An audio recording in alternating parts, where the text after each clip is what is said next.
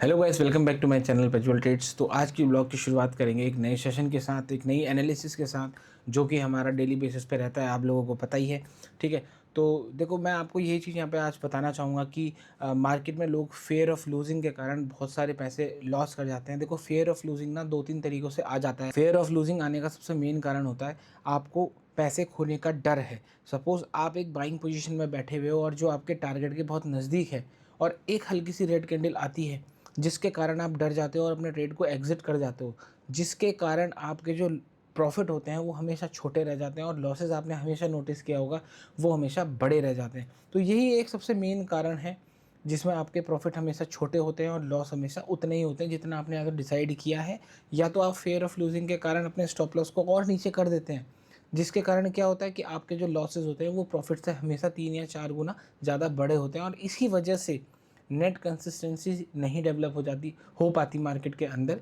ठीक है, आपने इवन ये भी मेजॉरिटी टर्म्स में ये भी देखा होगा कि आप क्या करते हो, आप मेजॉरिटी में ज़्यादातर आप विन होते हो, मतलब आपके जो ट्रेड्स हैं वो ज़्यादातर पास होते हैं, आप प्रॉफिट में रहते हो। लेकिन जब हमको बड़ा एक लॉस हो जाता है तो वो जो हमारा प्रॉफिट होता है उससे कई गुना बड़ा होता है, और यही एक सबसे मेन कारण होता है कि आपको अगर फेयर ऑफ लूजिंग है तो आपकी ट्रेडिंग के अंदर ये चीज़ कॉमन आएगी निकल के कि आपके लॉस बड़े होंगे और प्रॉफिट हमेशा छोटे रहेंगे, चाहे आपकी एनालिसिस कितनी भी अच्छी क्यों ना हो। इसको भगाने का एक सिंपल तरीका है, अपने रिस्क को एक्सेप्ट करो। ठीक है, सबसे पहले मान लो आपने अगर 5,000 रुपये का रिस्क किसी एक ट्रेड के अंदर लिया है, तो उसको एक्सेप्ट करो कि हाँ भाई, ये एक मेरा एक जेन्युइन ट्रेड है और मैं इसको जेन्युइनली टारगेट तक होल्ड करूँगा। क्योंकि अगर आपने टारगेट बनाया है और आपने अगर स्टॉप लॉस रखा है तो इन दोनों का कुछ ना कुछ पर्पस ज़रूर है। या वो प्राइस एक्शन हो सकता है, सपोर्ट रेजिस्टेंस हो सकता है, मार्केट का स्ट्रक्चर, ट्रेंड लाइन, सब कुछ कुछ ना कुछ है, या कुछ इंडिकेटर हो सकता है। ठीक है, तो जब आपने डिसाइड किया है कि मैं 5,000 रुपये का रिस्क लूँगा, तो आपको 5,000 रुपये का रिस्क लेना है जेन्युइन तरीके से। सिर्फ वर्बली कमिटमेंट नहीं करनी है कि आपने सिर्फ 5,000 का रिस्क ले लिया है। और जब आप उस 5,000 के रिस्क को, ये एक एग्जाम्पल है, तो अगर आप उस 5,000 के रिस्क को एक्सेप्ट करते हो जेन्युइनली, तो आपको नेट आउटकम एक सही अपॉर्चुनिटी में देखने को मिल जाता है, नेट आउटकम देखने को मिल जाता है। ठीक है, क्योंकि अगर आप देखो, अगर आपका कोई एक मेथड है जो 60% ऑफ द टाइम वो पास होता है, लेकिन आप मेजॉरिटी टाइम में लॉस करते हो, लॉस का कारण निकल के आता है सिर्फ लॉसेस बड़े होते हैं, प्रॉफिट हमेशा छोटे होते हैं। तो अगर आपने ये चीज़ क्रैक करी, सिर्फ ये चीज़ क्रैक करी कि आपने अपने जो प्रॉफिट है उनको पूरा लेना चालू कर दिया।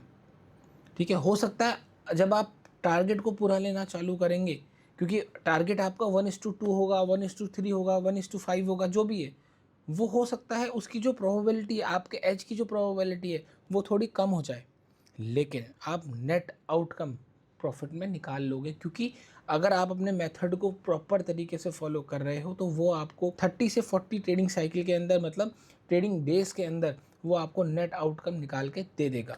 तो यही चीज़ होती है, यही चीज़ साइकोलॉजी के अंदर आती है, फेयर ऑफ लूजिंग। बहुत सारे फेयर्स हैं, देखो, फेयर ऑफ लूजिंग है, फेयर ऑफ मिसिंग आउट है, फेयर ऑफ बीइंग रॉन्ग है।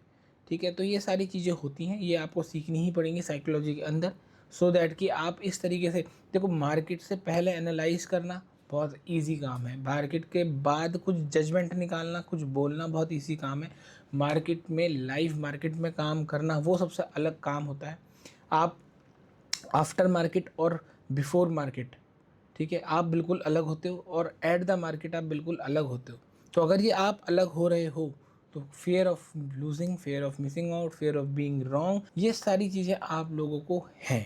तो ये चीज़ आपको हटानी है, साइकोलॉजी को पढ़ना है, सही चीज़, सही बुक्स पढ़नी है। और आप कमेंट्स में बता सकते हैं कि आपको क्या साइकोलॉजिकल इशू आ रहा है, तो कमेंट में मैं आपको ज़रूर रिप्लाई करूंगा। तो सबसे पहले आज की शुरुआत करते हैं एनालिसिस से। तो आज की एनालिसिस की शुरुआत करते हैं। देखो, सबसे पहले हम इसको ना 15 मिनट के टाइम फ्रेम पर देख रहे हैं। ठीक है, 15 मिनट के टाइम फ्रेम पर आपको पता है यहाँ पे कि क्या हुआ था मार्केट में, कि ये वाला जो रेजिस्टेंस लेवल था, ये वाला जो रेजिस्टेंस लेवल था बहुत इंपॉर्टेंट सब रेजिस्टेंस था, और मार्केट ने इसको बहुत अच्छे से ब्रेकआउट भी दिखाया है।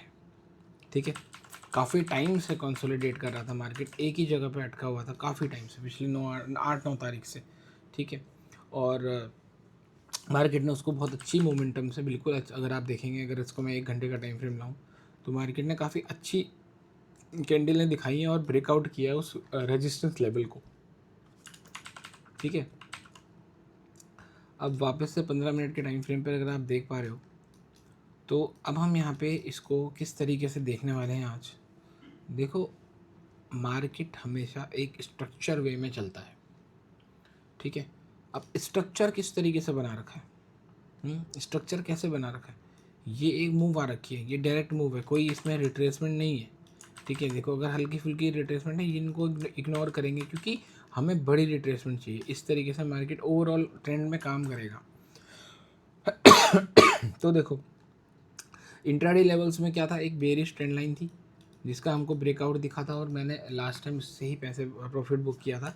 फॉर रेजिस्टेंस का टारगेट हमने बनाया था यहाँ पे बाय करके, ठीक है। तो अब यहाँ पे आज मैं इसको देख रहा हूँ शॉर्ट साइड। अब इसको शॉर्ट साइड में क्यों देख रहा हूँ, कैसे देख रहा हूँ, वो भी मैं आपको बता देता हूँ। देखो, अगर मार्केट इस लेवल पे ओपन होता है कहीं पे, ठीक है, मान लो सपोज थोड़ा सा हल्का फुल्का यहाँ पर भी अगर खुल गया, इस जगह पे भी मतलब ओपन हो गया सेम जहाँ पे ये एग्जैक्टली अभी खड़ा हुआ है, क्योंकि यहाँ पे अगर आप पीछे देखेंगे ना, पीछे यहाँ पर ये एक लेवल है जो ये गैप फिलिंग का लेवल था, ठीक है। ये मार्केट ने अब ओवरऑल पूरा कर दिया है, ठीक है। तो अगर मार्केट इस जोन पे ही कहीं पे ओपन रहता है, आज इस जोन पे थोड़ा बहुत भी ऊपर नीचे खुलता है, तो मैं इसको शॉर्ट करूँगा फॉर अ हायर लो। ये तो लो है, ये तो लोअर लोज है, एक हायर लो के लिए मैं इसको यहाँ से शॉर्ट करना प्रेफर करूँगा, क्योंकि मैं मार्केट के स्ट्रक्चर को फॉलो कर रहा हूँ, ना कि मैं खुद से कोई बात बना रहा हूँ। देखो, अब यहाँ से क्या करेंगे, हम सबसे नीचे से लेके फिबोनाची लेंगे, ठीक है। अब हमको जो 50 का लेवल मिल रहा है वो यहाँ पे मिल रहा है, ठीक है, 24,200 के आसपास मिल रहा है। तो क्या, अब क्वेश्चन यहाँ पे ये आता है, तो क्या हमारा ये जो रेजिस्टेंस लेवल है ये अब एक्ट नहीं करेगा सपोर्ट की तरह? बिल्कुल कर सकता है, ठीक है। यहाँ पे बिल्कुल कर सकता है। अगर यहाँ से मार्केट ओपन होता है तो यहाँ तक मार्केट बिल्कुल सपोर्ट ले सकता है, ठीक है, और हो सकता है यहाँ से उठ भी जाए, ऊपर चला जाए। लेकिन अभी हम क्या करेंगे, ठीक है, अभी हम इस एरिया पे शॉर्ट करना ही प्रेफर करेंगे फॉर दिस टारगेट, और इससे थोड़ा सा नीचे। मतलब आपने देखा होगा कि जब भी ऐसा सपोर्ट लेवल पे आता है थोड़ा सा नीचे आएगा, उसके बाद वापस घूम जाता है, ठीक है। तो उसी के लिए ही है, उसी वही चीज़ हम यहाँ पे देखना पसंद करेंगे, ठीक है। तो ये 5 मिनट का टाइम फ्रेम है, 5 मिनट के टाइम फ्रेम पर अगर यहाँ कहीं पे भी ओपन हो रहा है मार्केट, तो हमको बहुत तगड़ा रूम मिलेगा, पूरा 0.5% का रूम मिलेगा। ऐसा नहीं है कि रूम नहीं मिलेगा कि हमारा ट्रेड ना चले। 136 पॉइंट दिखा रहा है, यहाँ से देखो 136 पॉइंट दिखा रहा है, तो ये 150 पॉइंट तक भी गिर सकता है, यहाँ तक भी आ सकता है, कोई दिक्कत नहीं है, ठीक है। क्यों आ सकता है? क्योंकि अगर हम 5 मिनट के टाइम फ्रेम पर वापस से फिबोनाची लगाएंगे इसकी मूव का, 38 का लेवल तो ये रहा इम्पॉर्टेंट, और एक 50 का इम्पॉर्टेंट लेवल ये रहा, तो यहाँ तक से रिट्रेसमेंट नया हाई के लिए आ सकती है। तो हम एक हायर लो के लिए आज ट्रेड डालेंगे, ठीक है।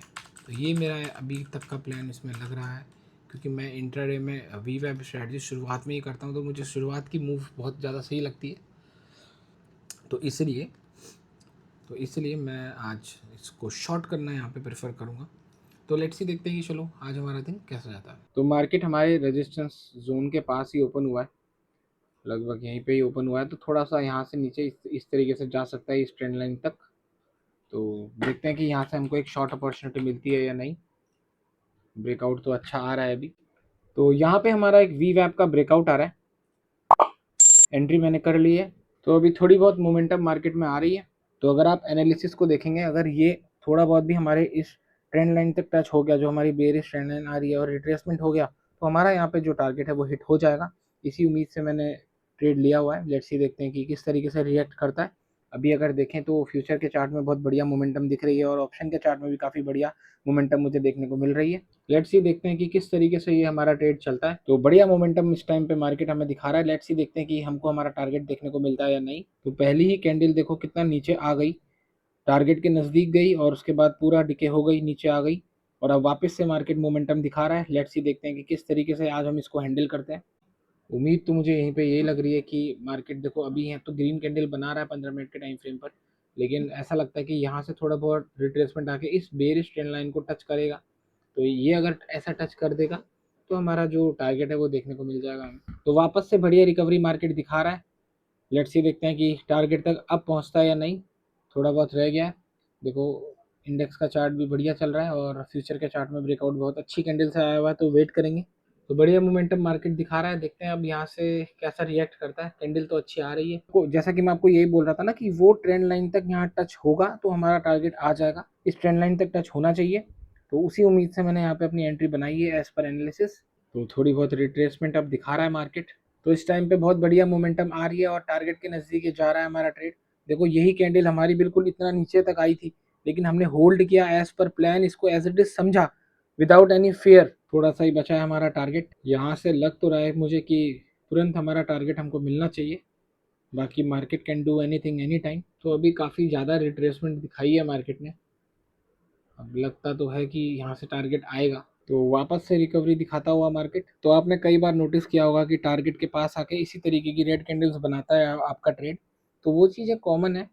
तो यहाँ पे जो आप अगर टिक गए तो आप यहाँ पे प्रॉफिट लेके जाएंगे, नहीं तो जो लोग अगर आपका रूल नहीं है वहाँ पे और आप यहाँ पे एग्जिट कर रहे हैं तो वो आप एक मिस्टेक कर देंगे और वो आपको आगे नेट कंसिस्टेंट रिजल्ट नहीं देगी। ओके, ऑलमोस्ट टारगेट के नज़दीक अब फिर से बढ़ चुका है हमारा ट्रेड। तो अगर आप यहाँ पे नोटिस कर पा रहे होंगे, ये 3 कैंडल एक ही जगह से सेम रिजेक्ट कर रही है।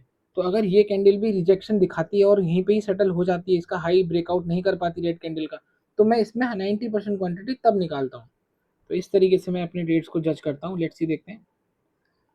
अगर ये यहाँ पे अभी इसके नीचे ही क्लोज कर जाती है, रेड कैंडल के नीचे क्लोज कर जाती है, और क्योंकि फिर यहाँ पे मुझे एक रेजिस्टेंस दिख जाएगा। हालांकि अभी मेरा टारगेट जा रहा है, थोड़ा सा ही बचा हुआ है, सिर्फ एक पॉइंट रह गया है। फिर से रिजेक्ट कर रही है। देखो अगर ऐसा ही रहा तो मैं यहाँ पे अपनी 90% क्वांटिटी एग्जिट करूंगा, क्योंकि इतना से टारगेट के लिए मैं इतना बड़ा रिस्क नहीं लूंगा ना। ऐसा डिसीजन मैं क्यों ले रहा हूँ, क्योंकि रिजेक्शन आ रहा है। कुछ 24 सेकंड रह गए इस कैंडल की क्लोजिंग में। अगर यहाँ पे रिजेक्शन दिखता है जैसा कि अभी आ रहा है, तो मैं इसको यहाँ पे 90% क्वांटिटीज निकाल दूंगा। 90 से थोड़ा सा ज़्यादा निकाल दूंगा, क्योंकि देखो बार बार रिजेक्ट कर रहा है ना। तो बार बार रिजेक्शन का मतलब सिंपल यही है। ओके, यहाँ पे रिजेक्ट कर रहा है तो 90% क्वांटिटीज को एग्जिट कर दिया है। देखो सिंपल रूल फॉलो कर रहा हूँ। तो देखो अगर मैं अभी वहां पे कट नहीं करता तो थोड़ा और नीचे आ जाता और हमारा जो प्रॉफिट है वो खराब हो जाता। तो इसी तरीके से देखो 3 रिजेक्शन आए कैंडल के लगातार, तो वहां पे मैंने 90% क्वांटिटीज को बुक कर दिया। ये सब मेरे रूल्स हैं, तो मैं इस रूल्स को लगातार फॉलो कर रहा हूँ अपने हर ट्रेड के अंदर, सो दैट कि एक कंसिस्टेंट आउटकम निकाल सकूँ। तो देखो थोड़ा सा ही रिट्रेसमेंट आया फ्यूचर के चार्ट में और हमारा ऑप्शन देखो कितना ज़्यादा गिर गया। इंडिकेशन मार्केट ने पहले ही दिखा दी थी, 3 रिजेक्शन कैंडल दिख रही थी, और वही मेरा प्लान था कि अगर इसके ऊपर नहीं क्लोज होता, रेड कैंडल के ऊपर अगर क्लोज नहीं होगा, वही मेरा प्लान था कि इसको एग्जिट करूंगा। और देखो बिल्कुल डिसीजन सही लिया। तो एज इट इज इसको फॉलो किया है, जैसा मार्केट ने दिखाया एज इट इज इसको फॉलो कर दिया। सिंपल, कोई अपना खुद का दिमाग नहीं लगाया, कुछ नहीं किया, जस्ट मार्केट ने जो चीज़ दिखाई वो चीज़ मैंने वहाँ पे अप्लाई कर दी। तो जो मेरी 10% क्वांटिटी यहाँ पे बची हुई है, मैं इसको भी एग्जिट करना ही पसंद करूंगा। तो फाइनली मैंने अपनी पूरी पोजीशंस को बुक कर लिया है। तो आज हमने वीवैप स्ट्रेटजी से बुक करे हैं 28,000 रुपीज़। आई होप आप लोगों को आज की वीडियो अच्छी लगी होगी गाइस। अगर आपको ये वीडियो अच्छी लगी है तो आप इसको लाइक जरूर करना। मेरे चैनल पर नए हो तो सब्सक्राइब कर लेना। Have a nice day guys, thank you.